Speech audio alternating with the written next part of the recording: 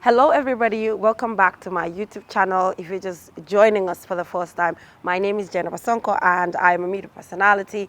I work with QTV Gambia. So thank you so much for the amazing feedback on my previous videos. I really had fun doing all of those videos and obviously bringing you guys amazing content every single week on this particular platform, Sonko. So like I said, if you're joining this family for the first time, make sure to go like, subscribe and hit the notification bell so you know when I put up videos. Like I always say, you guys subscribing, liking my videos and sharing it gives me the motivation to get to provide you amazing content every single week.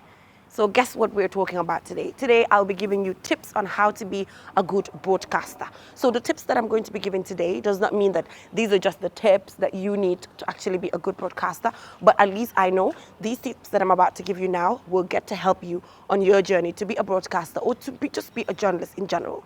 So one thing that is very important to me as a broadcaster and a journalist is ethics.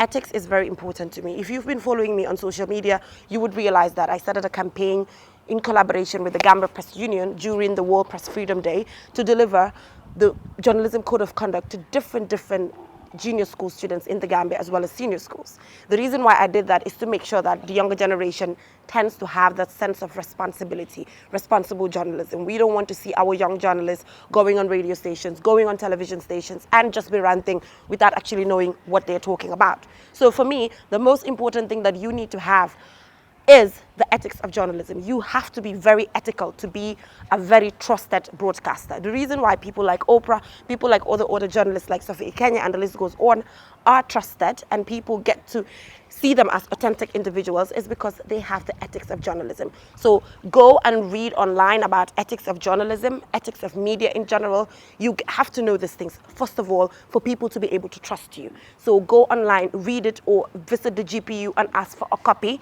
if you're an aspiring journalist or a broadcaster in relation to how you should know all of these ethics of journalism, how to report on children, how to report on gender-based violence, and the list goes on. So that is number one. So heading on to number two, now that you have your ethics, you have to make sure that you're a good researcher. For me, a broadcaster has to be a very good researcher. You have to research whatever that you're about to talk about. You're not the expert. When you're doing an interview as a broadcaster, you're not the expert. You bring in an expert and interview the expert, but you have to know the basics of some of the things that you're talking about. Let's say you're talking about business. You have to know these business terms to be able to interview an individual that is coming to analyze anything that has to do with business. So that is number two. So number one is you have to have the ethics of journalism to be a good broadcaster. And number two is you have to be able to research at all times. You have to be on top of issues as well for your audience to be able to trust you. So that is it. Number three, you have to be confident. In as much as you know the ethics of journalism, in as much as you've done your research right, but if the confidence and the authority is not there, your audience might not trust you. So you have to make sure to have that confidence in yourself and have that energy so that people will know, okay, this person has done their research, this person knows the ethics, but if the confidence is not there, people might not tend to accept what you're talking about. So these are important. Make sure to know your stuff and be confident at all times. Guess what our fourth tip is? Our fourth tip is you have to be presentable. Broadcast is about the fact that you have to show your face, you have to show the outfit that you're wearing. So when you're in broadcast, make sure you dress good. Have a nice makeup. I know my makeup today is not the best makeup because I did my own makeup today, but as a broadcaster, make sure to always look good, always look presentable, be neat. Some of these things people tend to connect. I get a lot of few stylish that I'm working with, and because I've been working with them and they've been doing really nice clothes for me, certain fans get to connect with me through my look, not through what I say, but my look. Although what you say is important, but your look is very important as well. You're not working for print, you're not working for a radio station, you're working for broadcast, whereby your face has to show. In as much as radio is broadcast as well, but in television, you have to show your face. So at all times, you have to look good. So these are the 4 tips that I have for you. One is you have to make sure to know the ethics of journalism. When you know the ethics of journalism, your viewers will tend to trust you.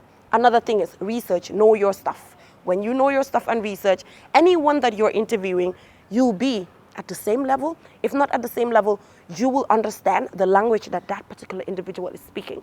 You don't want to do an interview with an individual and you're not sure of what you're doing. So research is very important. Another thing is confidence. If you have the proper ethics and you've done your research, but if the authority and the confidence is not there, you won't be able to convince the people that you're talking to. And the people you're talking to might not trust what you are saying.